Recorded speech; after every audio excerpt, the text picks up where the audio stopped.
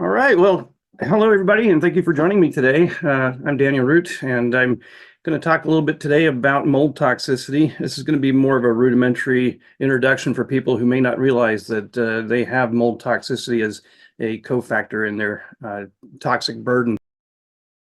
Whether you're new to the detoxification protocol or have been working on your health for a while, mold is one of the biggest hidden obstacles that people overlook or misunderstand.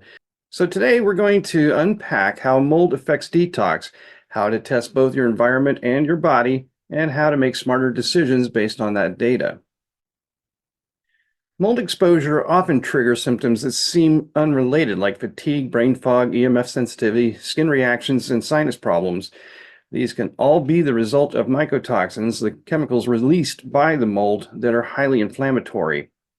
These toxins interfere with your immune system, gut lining, mitochondria, and detox pathways, especially the liver. So even if you're using sauna, binders, and niacin, if you're still being exposed to mold, your body's efforts may be overwhelmed. This is part of what's called toxicant-induced loss of tolerance, or TILT, by Claudia Miller, which we know as multiple chemical sensitivities, or MCS. People hit this threshold when they're no longer able to tolerate even small exposures, whether it's mold, chemicals, or fragrances. These are the common symptoms of mold toxicity. Now, let's talk about what mold toxicity actually feels like.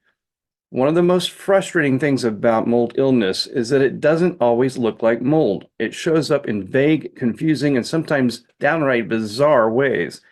You might be dealing with chronic fatigue, brain fog, joint pain, weird nerve sensations, sleep issues, or a feeling like your body just isn't bouncing back. Mold can trigger immune dysregulation, inflammation, mitochondrial stress, and sensitivity to things like chemicals or EMFs. You don't have to have all these symptoms, but if a few of them ring a bell and you haven't investigated your home or environment, it's worth considering mold exposure as a root cause. And as we'll see, testing your body can be helpful, but testing your home is often the first and most empowering step. One of the biggest challenges is that mold is often invisible. It grows behind the walls in HVAC systems, attics, and crawl spaces. Just because you don't smell it doesn't mean it's not there. Many people go through detox, feel better, and then relapse because they never identified the original source. So if you've had chronic symptoms and they came back when you return home, it's time to ask, is your environment the real problem? This is why environmental testing, your home, not just your body, is often the missing link. Let's compare a few types of mold testing. ERMI and HERTSMI use DNA analysis of dust to detect species of mold and are very popular with protocols like Dr. Shoemaker's SIRS protocol. Mycotoxin swabs can test for actual toxins on surfaces, good for HVAC systems or suspected materials. Urine mycotoxin testing is for the body. It tells us what's been absorbed and being excreted. Then we have gravity plate testing, which is what I want to focus on next. It's simple, accessible, and great for a first pass look at your home. I've partnered with ImmunoLytics because their testing is affordable, do it yourself, and includes a free consultation.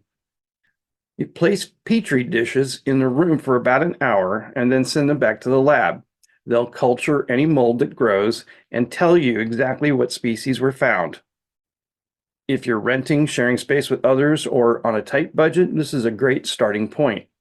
Now, even if you're not currently in a moldy environment, your body may still be carrying mold toxins. Urine mycotoxin tests can detect that burden. Just keep in mind, this doesn't tell you where the exposure came from, so it's most helpful when paired with home testing. We use these results in coaching to help guide binder selection, glutathione support, and pacing of the detoxification protocol. These are also available through my Direct Labs portal, and the link will be in the description. Some of you have been asking about the HLA gene, and it's a great question. About 25% of the population has variations in the HLA, DR, and DQ genes that make them less able to clear mold toxins. These individuals are more likely to develop SIRS, react strongly to detox, and have symptoms that persist even after leaving a moldy space. If you've left a bad environment and still feel inflamed, still sensitive, still stuck, this could be part of your story. HLA testing is not required for everyone, but it's something we can discuss in coaching, especially if your symptoms are not responding the way we'd expect. So what can you do if you've been exposed to mold? Well, we focus on binders like zeolite, bentonite clay, enteros gel, modified citrus pectin, plus glutathione, lecithin, and gut healing nutrients. You can also take our lab test quiz on our website to help identify which testing might make the most sense for you. And through remote detox coaching, I help interpret your results, not from the medical diagnostic angle, but from the detox strategy lens. So links will be in the description of this video once I've published it.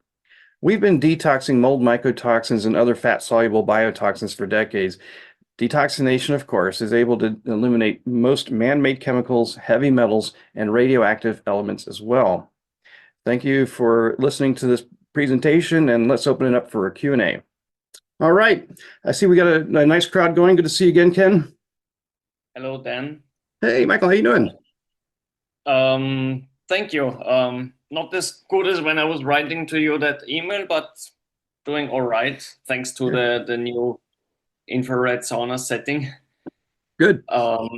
Assuming one would have mold, I actually do have quite a few symptoms from that list that would match with me. Okay. What would that change? I suppose one would still want to do the one of the sauna detoxination protocols. Absolutely. Yeah. So you really don't need to get tested for these mycotoxins because our protocol is so broad spectrum.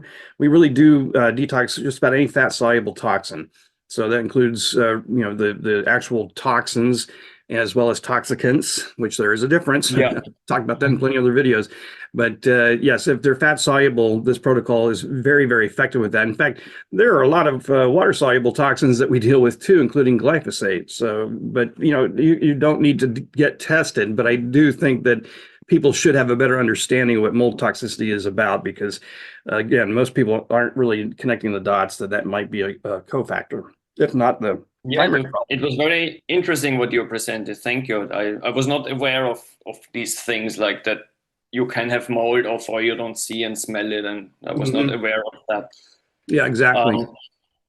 I would have one more question, not related to mold. I believe you've mentioned something inside the infrared sauna, something about sitting and laying down, that one should not lay down, or perhaps you can elaborate on that again. Certainly.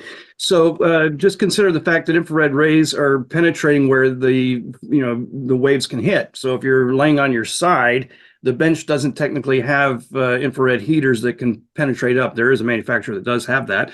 Radiant Health does. But the thing is that the infrared rays are not going to be penetrating the side that you're laying on. So keep that in mind. I mean, if you move around a lot, you'll probably be fine.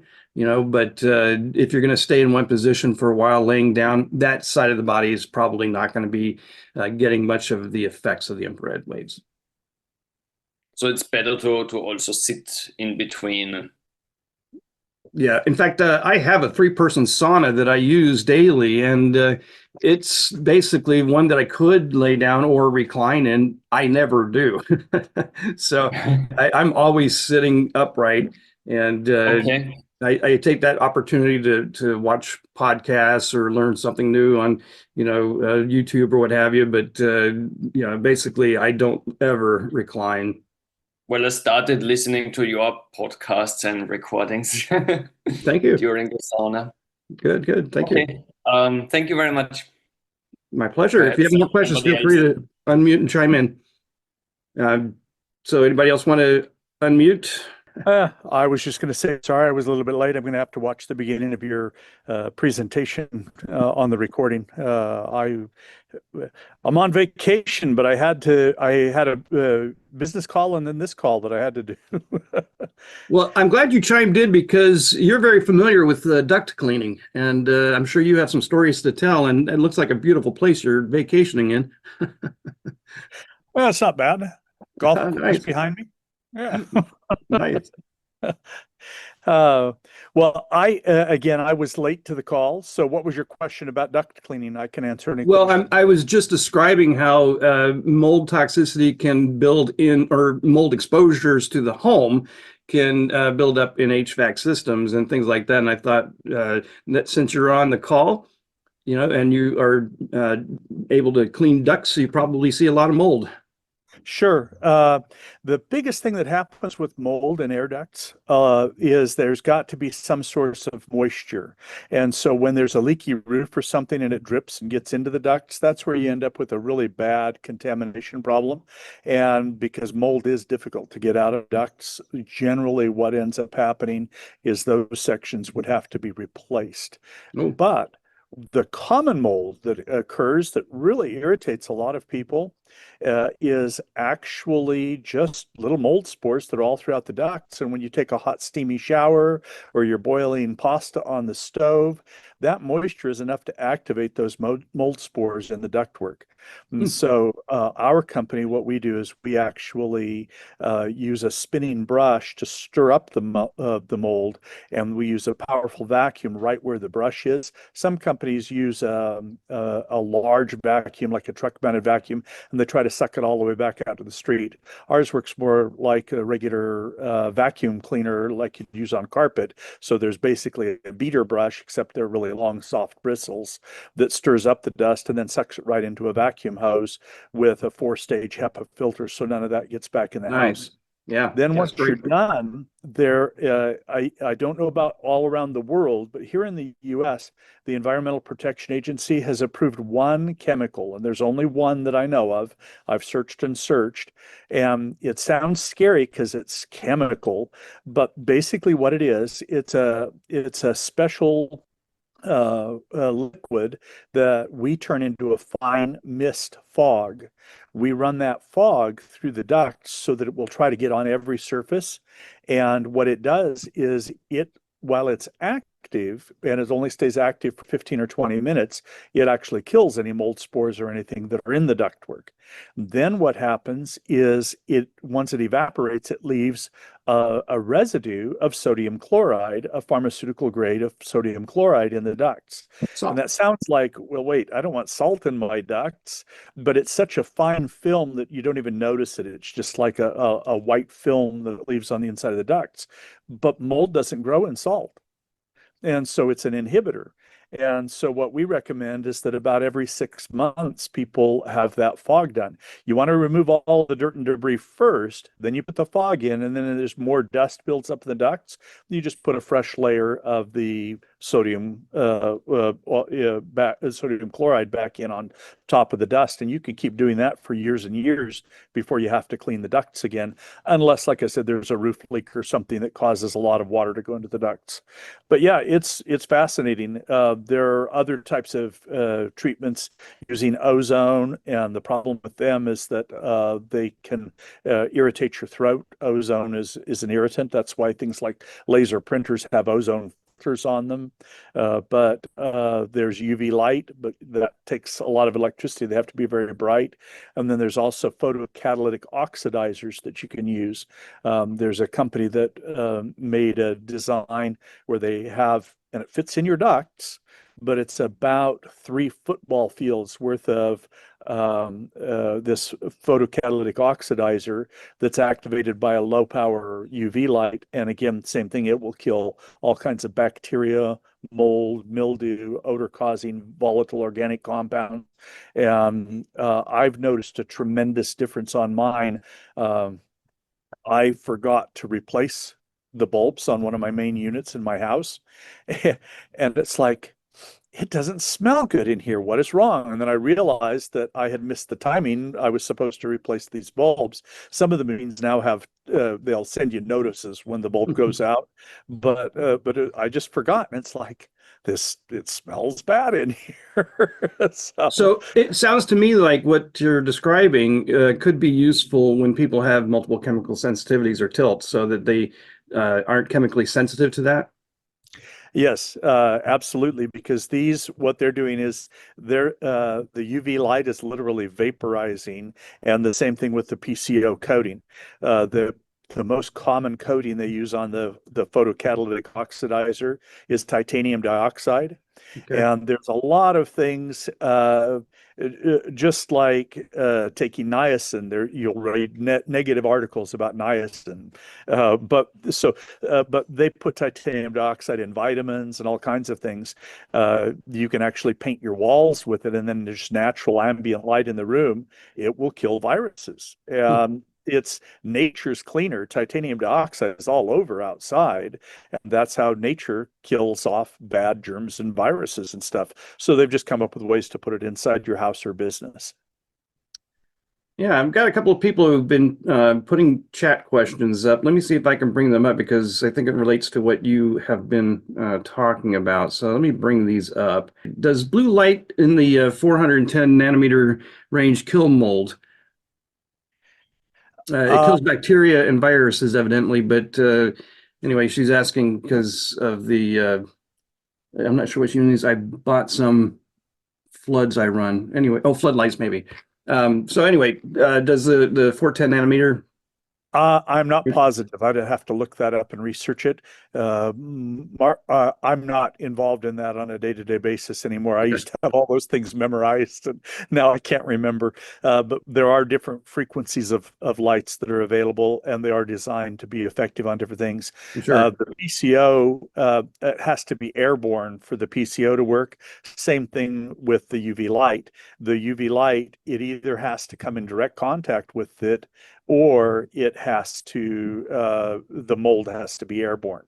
But in an evaporator type air conditioner, what happens is most people don't even realize on air conditioners that there's two parts. There's the big condenser coils on the outside of the house, and then inside the house, there are evaporator coils.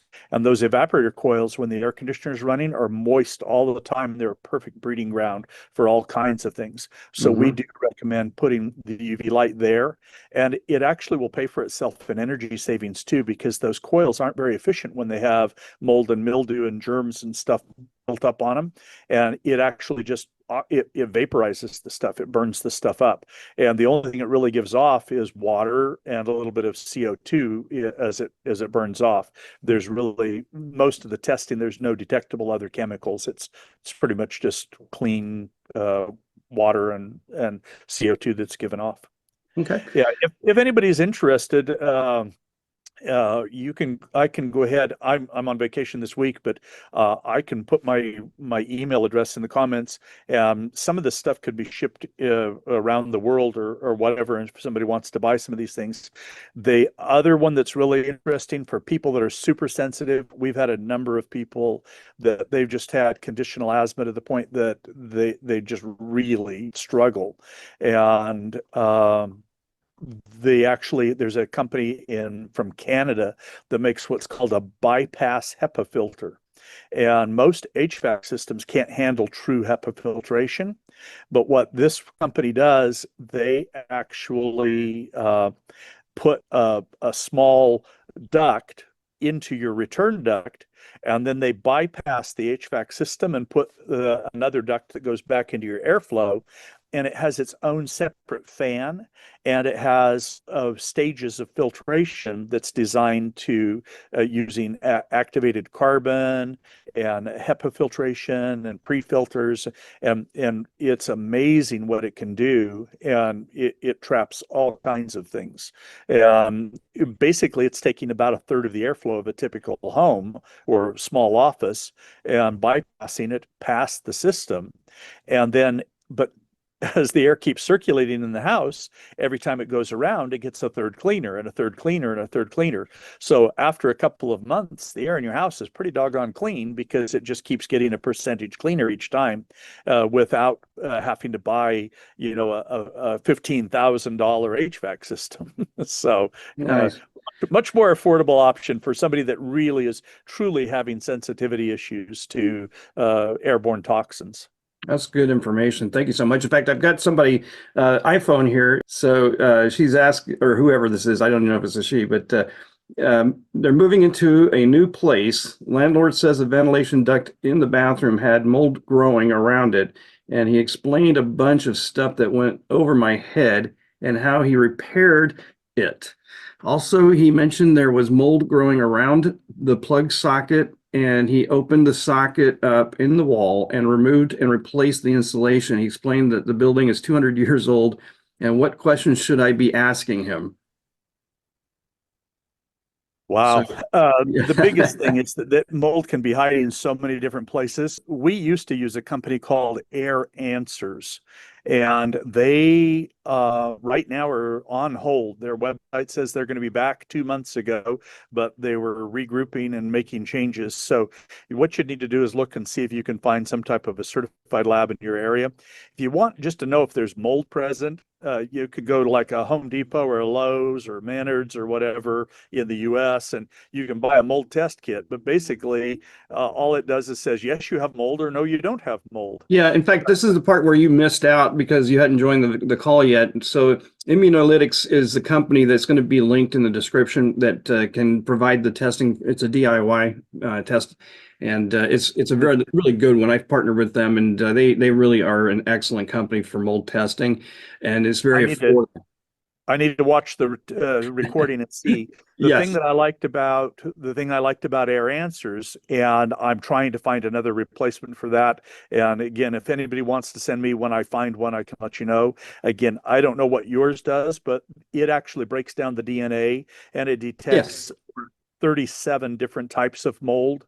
Plus, I mean, it'll actually, on their collection, it's a 5 to 7 day collection. It tells you the amount of literally, pardon me, but it's cockroach feces in your air. That's one of the things they actually test for. So yeah, it was, but if they're out of business, they're out of business. So right. Well, ImmunoLytics is the company that is going to be linked so people can use them, and they really do have affordable DIY testing that can be done rapidly. So, all right. I missed that. What kind of pricing is it on it, Dan? I don't have that information in front of me right now, but they are really good people to work with. So we can reach out because I think there's different tests, and I didn't want to put the pricing up here. But, Okay. anybody else want to chime in? Hi, Dan. Hi, Ken. Hi, Holly. Hi. I was the one who asked the question about the new place that I'm moving into. Yes. And so living in the UK, it is it's a great place, but it's also very damp as well. Lived there for 6 years. I know. So just in it's difficult to avoid older buildings because obviously our country is quite an old country and there's, all that going on. With my experience with mold, and I'm still trying to heal from mold, I guess my question would be, what would be healthy precautions to put into place if, one was to think, oh, well, there's been signs of mold, yeah, but the landlord said that he's, quote unquote, repaired it. I already have, I have an air filter that picks up mold spores 24/7. I'm going to make sure to get a dehumidifier for the apartment just in case that's needed. Ventilation with windows being open frequently. I just want to know, what other healthy precautions can we put in place to try and protect someone who is most certainly sensitive to mold and has the HLA gene mutation and the MTHFR gene mutation. Okay. Yeah, in fact, I'm going to lead back to detox and staying in the sauna or doing saunas on a regular basis, of course, because really, I turned 62 this year and I feel like a healthy 30-year-old because I do our program and I also sauna daily.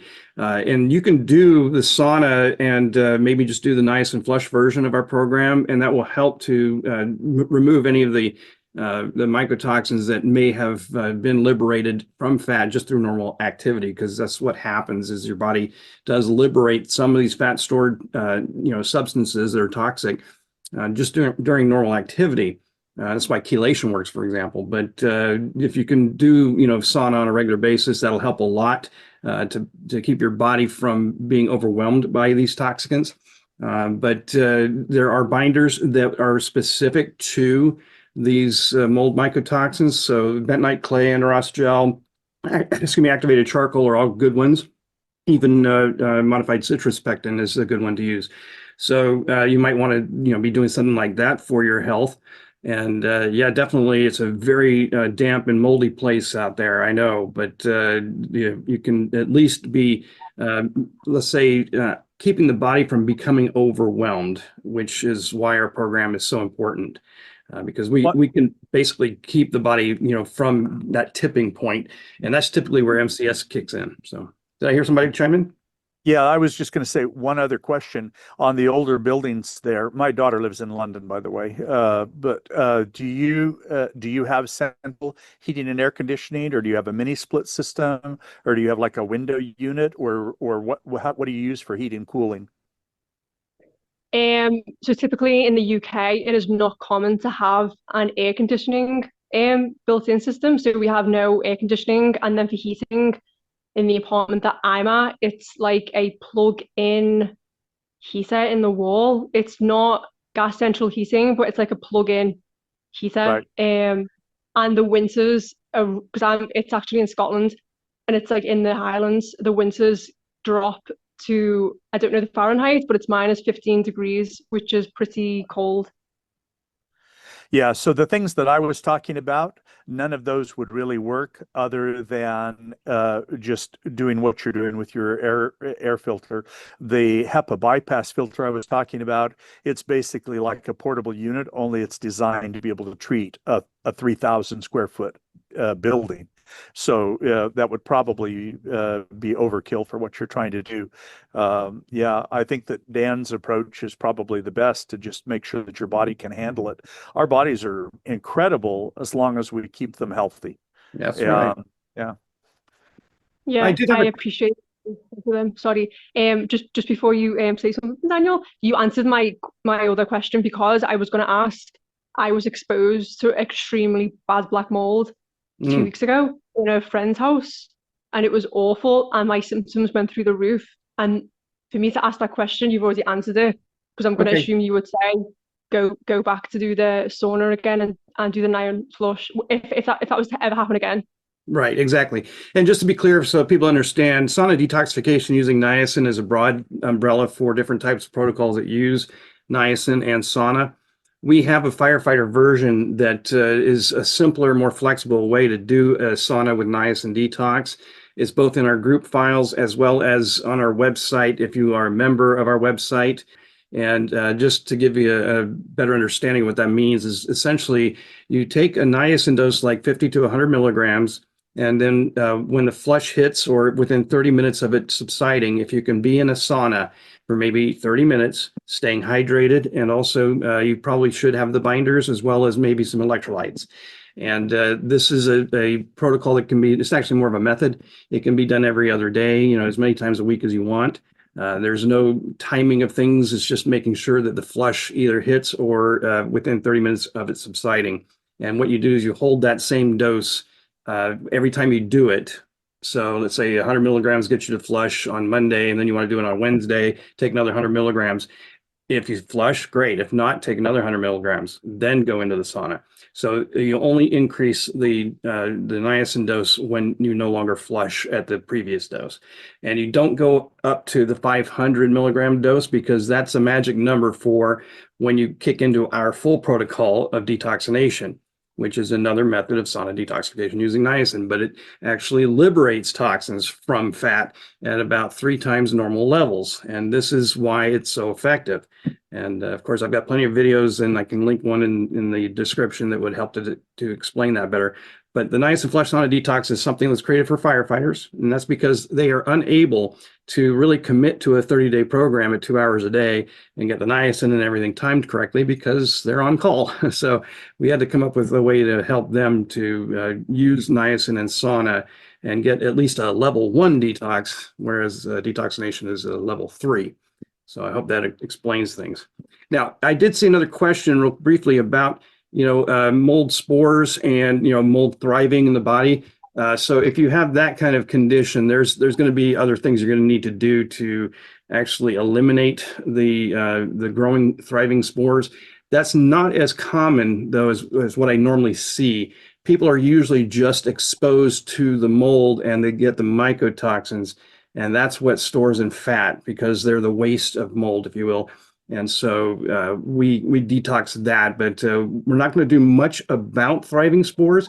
However, there is something that does tend to help, and that is the fact that any opportunistic pathogen, including mold, they're going to start thriving in the nasal cavity because it's the coolest part of your body. So if you are in a hot sauna above 133 degrees Fahrenheit, and you can breathe in that hot air and hold it in your nasal cavity for maybe a few seconds, you're going to help to start breaking down anything that's trying to thrive in there. So that's a great way, and that's what I do. I'll breathe in through my nose periodically while I'm in the sauna, and that does help to prevent anything from taking over. So I hope that answers the question. So any other questions here? I can ask one. Certainly. Thanks so much, Dan and Ken, for sharing your guys' expertise. And sorry I'm late. I just wanted to ask Ken, do you have any thoughts on how to keep a mini split system safe and not develop mold, given the industry recalls of a lot of units recently?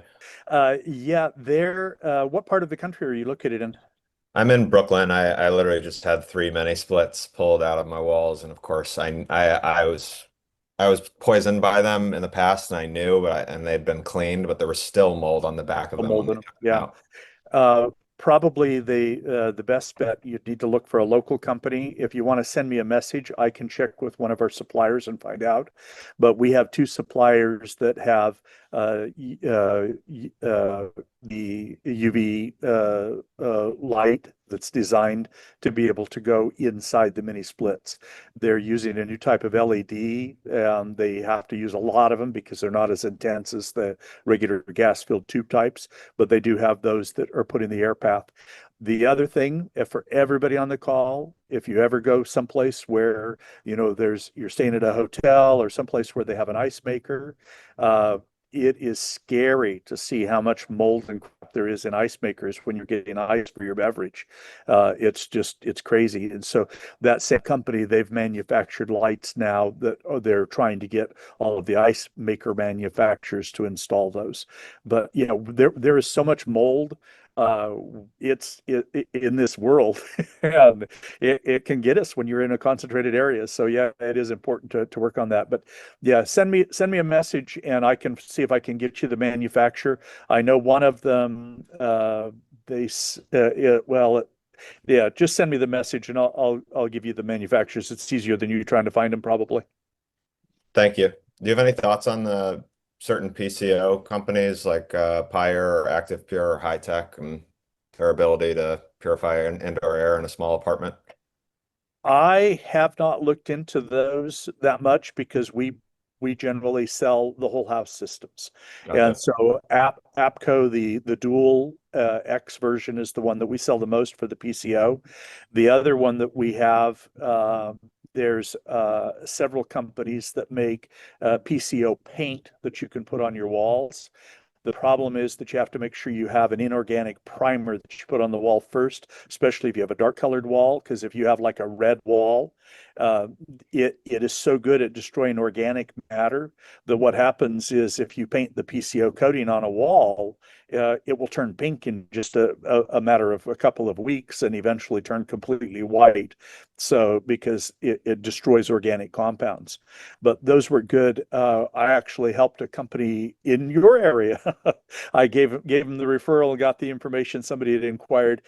They did a high school gymnasium. They just had an odor problem and mold problem they couldn't control. They painted the entire ceiling with the PCO paint, and then they installed the UV lights on the big ass fan company makes these really large fans, and that's actually their company name. It's the Big Ass Fan Company. But they put UV lights up on the top of those that shined on the ceiling, and they said it was like you were outside in a fresh breeze anywhere you were inside this gym that had normally stunk. So there are some amazing technologies out there. It's just a matter of trying to find out what's best. But I've gone through the protocol twice. I've got all the vitamins and everything. I'm ready to go through the level 3 protocol again with Dan, and it makes a bigger difference than any of the other stuff we're doing. So, and we're doing a lot of other stuff. So, yeah. Hi, Dan. Hey, Eli, how you doing? Good.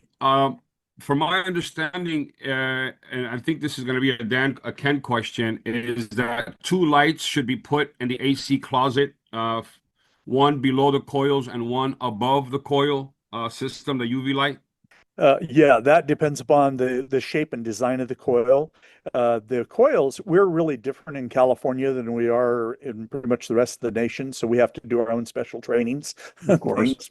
But yeah, ours are normally what they call an A coil. It's actually an A-shaped. And yeah, if you can put one above, we usually put the one above so that it's the two are perpendicular to each other. So we have one in between. Like if you're looking at the letter A, here, let me see if I can. So if you've got an A coil, one of the will go in the middle like this, and then the other one will go across the top. So that it illuminates and covers the entire coil, and that works pretty efficiently. Any UV lights, Dan, economical that are recommended? Because pretty much some of these UV lights can be quite expensive. Right, exactly. I'm sure Ken would be better to answer that. Yeah, the costs on them, what you're looking for is the power level. And again, if you want to send information, I can send you brochures, video links on ones that work. What you're really looking for is hospital grade capability. The most popular one they sell, like on Amazon, uses a Philips bulb. And they actually were testing it because it works good if it's constantly on for illuminating the coils in a US type HVAC system. It works fine because it's a low intensity bulb that stays on forever. So it depends on what your purpose is. If you're just trying to keep the coil clean from mold, then one of those cheap bulbs would work, and they're cheap. I mean, you could get them for 50, 60 bucks. You can get one and install it.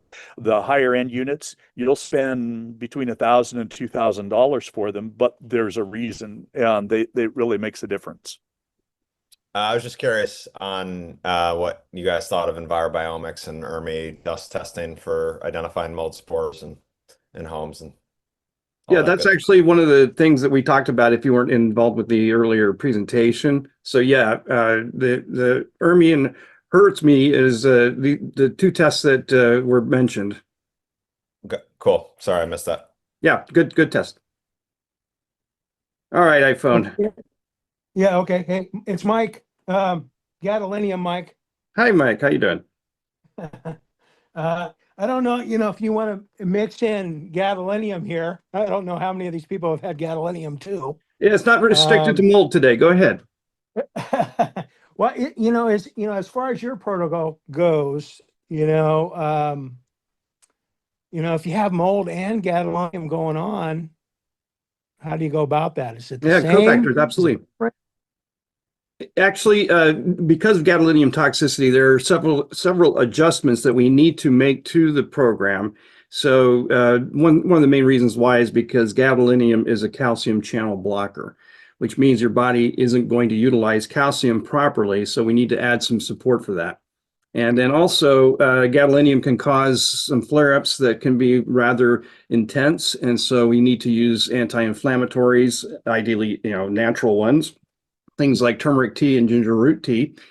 But when you have the mold as a cofactor, then we just need to add the additional binders that are more specific for the mold mycotoxins.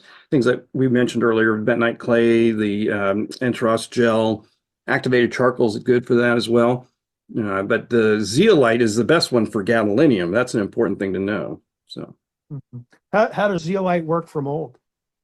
Zeolite is not really effective for mold, so that's why we need to have multiple binders, and we do space those out. We don't take them all at the same time. I know there's some products out there that have different binders combined, and they've had to do some tweaking to make those binders not affect one another, because the way binders work is they have either adsorption, absorption, or ion exchange.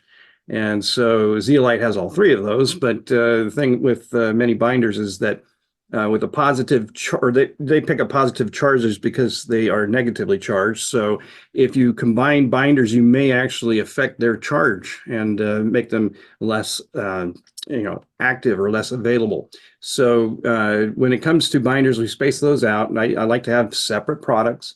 And so we will use with somebody with gadolinium or mold, we would use like the activated charcoal, zeolite, and either bentonite clay or enteros gel.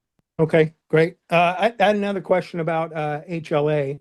Is there a specific panel, an HLA panel you run? There is a test for that. Yes. In fact, we have a relationship with Direct Labs, and there's a lab test quiz you can take on our website that will help you to identify which tests are more appropriate for your symptoms or toxicities in some cases. So yes, you can find that there. But there's another thing to talk about here, and that's the MTHFR gene polymorphisms, because that can affect how people detox only if they are under methylators. So when it comes to MTHFR, the gene polymorphisms that supposedly can actually affect a person's ability to detox, you just know that the only reason we have any reason to know about your MTHFR status is because of undermethylation.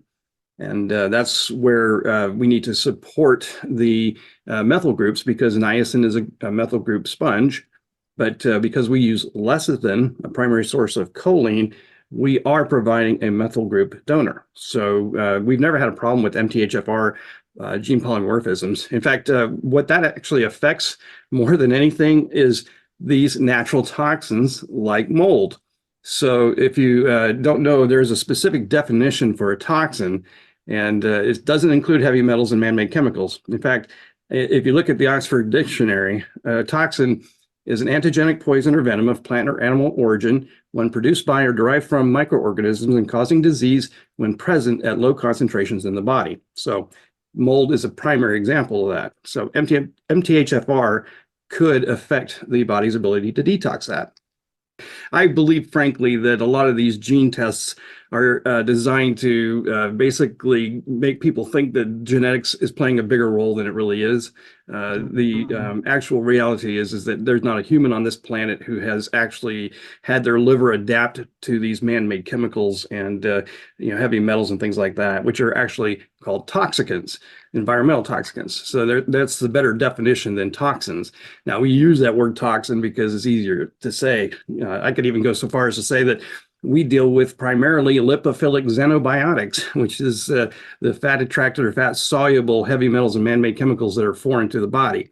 So rather than saying lipophilic xenobiotics, I do prefer to use the word toxins. It's a lot easier to say, but I think most people who know me know that when I use the word toxins, I'm really literally talking about lipophilic xenobiotics. I mean, is that sound science that if you take a methylated B vitamin, it's converting mercury, metallic mercury, into methyl mercury? Like it might have valid science behind it, but it's not an area that I've got any specific expertise in. There's, Russell, I don't know if you're familiar with Russell Joffe. No. He's a doctor,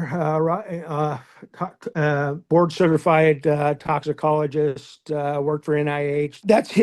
That's his claim, is that you don't want to be taking methylated Bs because it's going to convert that mercury into. This is going to be really good because I have scheduled for the 14th of July to have a podcast with Dr. Harold Zeliger, who's now retired, but probably the most prolific chemical toxicologist in the world, well over 200 pages or papers published and 3 books and things like that. And these are all on how chemicals and heavy metals interact in the body to affect health. Yeah. So in fact, ideally, that episode is going to wind up having myself, my father, and Dr. Harold Zeliger, as well as Dr. Scott Schroeder. So I've had Scott on twice now on my podcast, and he's got some fascinating information on how galvanism and metal allergies and sensitivities are affecting health.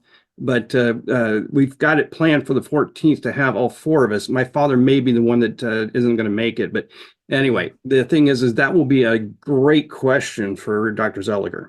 Yeah, great. And if he can really get into gadolinium, that would be great too. Oh, yeah. Yeah, that would be Most great. definitely. In fact, we've been talking about gadolinium as a secondary metal that can actually cause galvanism.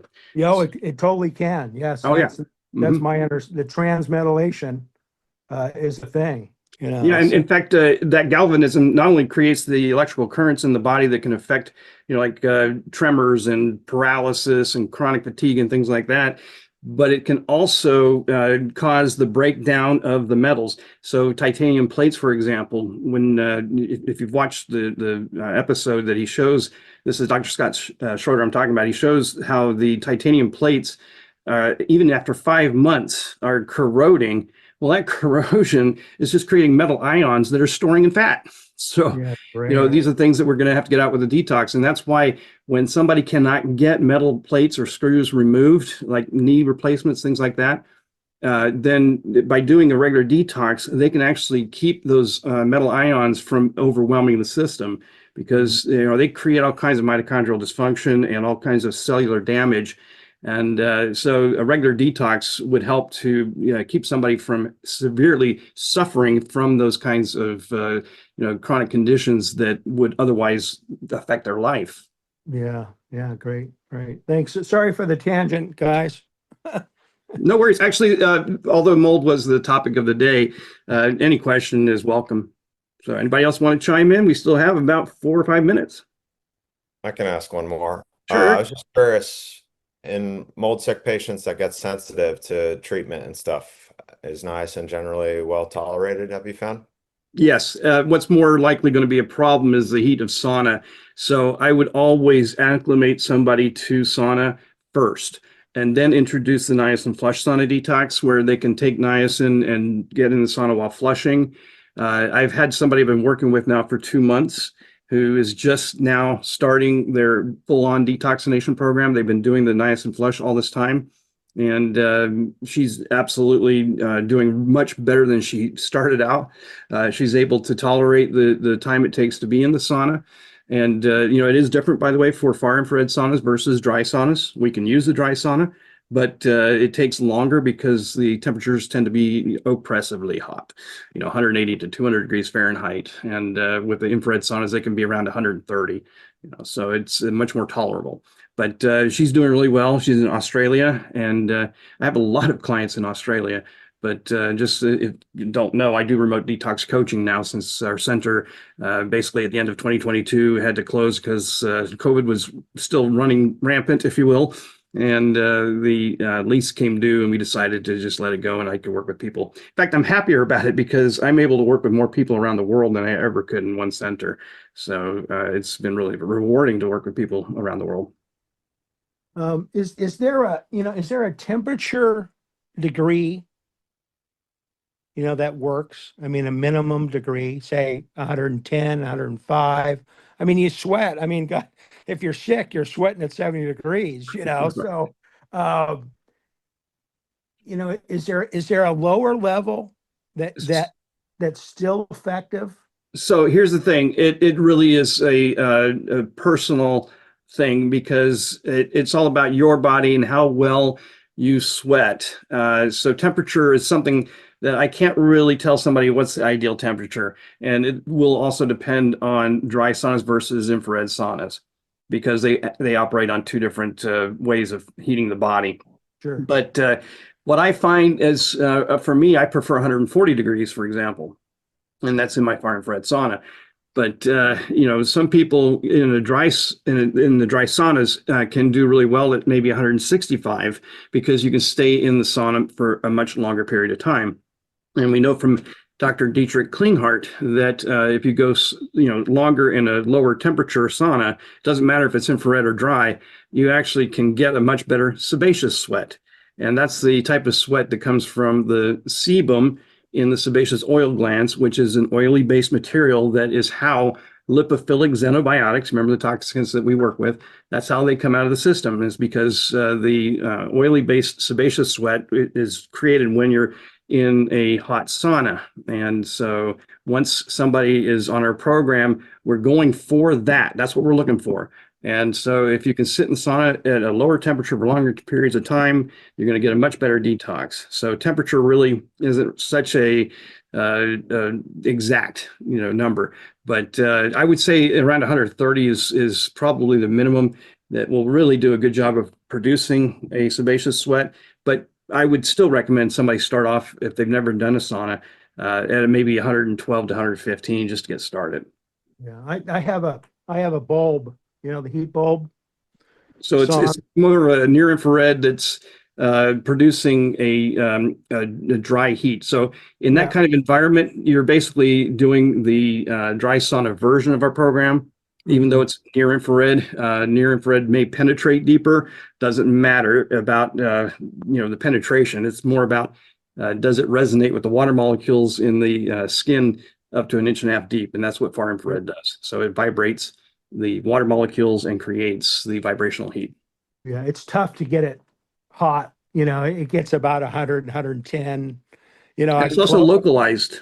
So you have to rotate, right? Yeah, you have to rotate. Yeah, unless I have 2 units. It's a panel of 5 lights, five bulb lights. Yep. It was $250 on eBay. Is that a sauna space type? Well, yes, but sauna spaces are $3,000. This guy in Illinois was making wood panels. All right. With the bulbs on them, with a good cord, switch.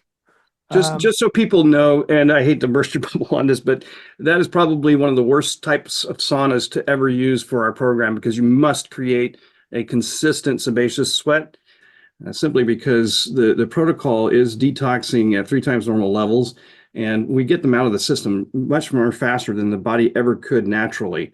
And that's the key to the program. And the way it's designed, it's meant to keep pace with the liberation of these toxins. And so by eliminating the toxins almost at the same rate that they're being liberated from the fat, we're able to get people through the program and get much better results than anything available on the market today. In fact, to this day, there's nothing in medical literature on how to detox chemicals. They've had chelation for a long time, but in fact, there's a funny story with chelation is that when people are doing our program, they're getting, and if they want to do like a DTPA chelation once a week while on our program, their primary care practitioners who are dispensing the DTPA find that those people are getting much better results. And it's because how our rebound lipolysis, which is triggered by niacin, is actually liberating the toxins at 3 times normal levels and getting them back into blood circulation where the chelator works. That's fascinating, Dan, about the sebaceous glands. Like that's what I'm feeling when I sweat in the relaxed sauna. It's like this oily, sticky sweat that I've never experienced in a gym sauna. It's crazy. Yep, exactly. And the reason the gym saunas are worse at doing this is because they tend to run them at 180 to 200, even 220 degrees I've seen. And so you sit in the sauna for 15 to 20 minutes, and then you have to get out and cool down for 5 to 10. And all that repeated cycling of heating and cooling, heating and cooling, heating and cooling.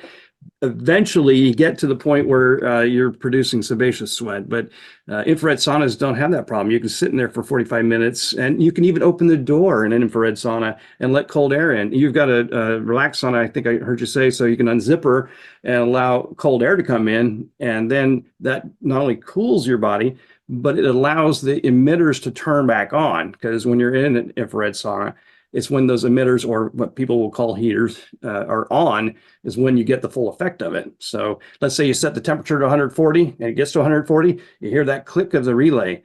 And I'm thinking more of a cabin style sauna, but when you hear the relay click, that means it turned off. So now you're just sitting in a hot box. But if you give it, give yourself a cold blast of air and force those emitters to turn back on, then you're getting the full effect of the infrared. And sebaceous sweat is absolutely necessary. There is one interesting thing to note, though. Even though these are lipophilic xenobiotics, which are hydrophobic, so they don't go towards your eccrine watery sweat glands, when you're on our protocol, we use emulsifiers. And emulsifiers can help with bringing these lipophilic toxicants through the watery media like interstitial fluids, blood, urine, and eccrine sweat. So we actually are getting some of the eccrine sweat to excrete these toxins, but it's mostly through the sebaceous sweat. Brilliant. Thanks so much. No, It's interesting on that, Dan. I I've been on several of your calls and mentioned this each time, but we had our full spectrum infrared sauna for months before we did the protocol. And we were used to sweating in the sauna, and it was not a big deal. And our towels were wet with sweat. And if you lay the towel out, let it dry before you launder it, it's just a plain white towel. But after we were doing the protocol with the sebaceous sweat, entirely different. Well, the niacin was involved browns too. and colors. Yeah, with the niacin involved, yeah, that sebaceous sweat, the towels, you don't notice it as much when they're wet, Mhm. but when they dry, you get all kinds of colors and stuff on it from the sebaceous sweat, where regular sweat just doesn't do anything. Yeah. Yep. Thanks for that, Ken. Well, guys, it's actually 5 minutes past when I usually have these. Do you have a question, Eli? Yeah, just really quick. The description material for this Zoom call, where can it be found out? The links for different things that you're. Yeah. So once I get this video uploaded to YouTube to my channel, I'll have the description, in the YouTube okay. description, which will have the links. Okay. Thank you, Dan. You're Hey, welcome. Dan, I got one more about HLA. Okay. Do you see a difference? The people that are HLA positive, reaction to mold compared to somebody who is not, right? So if you're not actively allergic to it, I mean, what's the difference in, symptom level, toxicity level? Well, if somebody's got the HLA gene, issues, it's more a case of whether or not the mold is going to take longer, or the mycotoxins take longer to get detoxed out under normal circumstances. So when you're on our protocol, we're actually amplifying the body's built-in ability to detox. And it is around 3 times normal levels, thanks to rebound lipolysis, which is, something that, again, I explain in other videos how that works. I really don't want to go too far into it, but I can just tell you that when you take niacin at precise doses and the right timing, then this rebound effect occurs where it is going to liberate toxins at 3 times normal levels. So one of the best videos to watch for this, and I'll have it linked in the description, is the part 2 video from my comprehensive overview of detoxination. It's called A Deeper Dive into Detoxination. And you can find not just the link in the description, but you can find them on the YouTube channel, Get Detoxinated, as well as our website, getdetoxinated.com, because I have the YouTube channel actually linked directly from our website. So if you go to our website, you can go into the More menu and you'll see the YouTube video library and literally be able to watch the videos from my YouTube channel directly. So you'll find them there. And that particular video really goes deep into how this program works. Okay. I can add too, Neil Nathan, the author of Toxic, is gravitating away from even caring about HLA genetics because he's found in his clinical experience that folks with it and folks without it sometimes have completely different success with detox protocols. So yeah, in fact, it's not something that I don't recall ever having a single client that's got mold toxicity has done an HLA test, but people are asking about it. And so I wanted to present it, and I think it's something that should be make people aware of. But I feel like it's similar to the MTHFR gene polymorphisms. We don't care about those because all that matters is if you're an undermethylator, do you need methylated forms of the B vitamins? Otherwise, our protocol can work as effectively as somebody without the MTHFR. Yeah, the HLA was Richie Shoemaker. Mm-hmm. That was his big kind of thing. You got to be HLA. 25% of the population is HLA. Mm-hmm. But I think, if somebody's immunocompromised, they don't want to be in mold. Doesn't matter. Doesn't matter, if you're HLA or allergic. Same with gadolinium. It's like, I mean, the allergy thing is the stance of the mainstream. Well, if you're not allergic to it, it's not a problem. But that's not true. You got to be allergic to it. Go see the allergist. But if it's not an immune burden. so, but I think that it's not a mitochondrial burden, and they don't even talk mitochondria. So, Oh, right. there you go. No doubt about it. In fact, I have in that part 2 video that I was just describing, the very beginning, I talk about how, these toxins are causing so many different types of conditions, and mitochondrial dysfunction is like number one on the issues. And so I hope you will watch that video because, in fact, it starts off even debunking the debunking articles that say you cannot sweat toxins out through your sweat glands in a sauna. And I say, well, that's 100% correct, because what they're measuring is that clean sweat, and they're not talking, niacin, which has a major improvement over normal detox. And then there was also the issue of the word toxins. They're using the actual definition of toxins, not the toxicants, which include heavy metals and man-made chemicals. So that one's definitely worth watching for that alone, even. But it's something that, from our perspective. In fact, let me even just describe the fact that I do train others to become detoxinicians. And so I've got people around the world who are in the holistic space. They could be functional or integrative medical practitioners. They can be health enthusiasts. I can train anybody how to do this program to deliver it correctly when there are conditions that require modifications. Because the book may be, it looks like a one size fits all, but by no means is that true. The people who are like really healthy and looking for longevity or health span or optimizing their bodies, this program is the best thing they can do for making sure that they have preventative health. So you're not going to get toxic burdens that are going to affect your efforts to improve your health. But these people who are going through the detox program, especially the functional and integrative practitioners, I love to tell them, just put your patient through this program first and then deal with what's left. Because frankly, they find a lot of different things get reversed with this program. And in that same video I mentioned earlier, there's a 2-column listing. I haven't counted them, but I'm sure there's probably 40 different conditions that are very common in people, and they're all linked back to environmental toxicity. And I have seen literally 80% of those reversed in the 43 years we've been at this. So, all right. Dan, So I want to be really cheeky and ask before you go. I know you're like, I'm not expecting an answer, but it would be amazing if you could maybe link this in when you post the video, because there's one topic that I really wanted to ask you over, and it's the EMF connection with the mold, because it's not really discussed.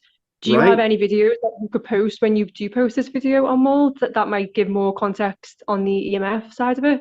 I'm glad you brought it up, and it is kind of late in the show to go down that path right now, but I think you've just nailed another topic for one of these Zoom In with Daniel Roots. So thank you. I'm gonna definitely talk about that one in greater detail because it is true. So Yeah. EMFs do affect certain types of toxicities. In fact, gadolinium is one of the biggest ones. Most people who have EHS sensitivity, electrohypersensitivity, probably have some metal in their body like gadolinium or mercury or something that resonates, because gadolinium was designed to resonate, or they use it because it resonates in the MRI machine. So yeah, this is a great topic. I appreciate the concept, the idea. So let's go ahead and conclude the show. And I just want to thank everybody for participating and joining me today. And again, I'm doing these shows on the first and third Tuesdays. So the first Tuesday of the month will be at noon Pacific time, and the second show will be at this time, which is 9 o'clock Pacific time on the third Tuesday. So look forward to those shows, and also the Get Detoxinated podcast. Don't forget that. And you guys have a wonderful rest of your day. Take care. Thank you. Thanks. Thanks, Thank Dan. you. Bye. Thank you, Thanks so Dan. much, Dan.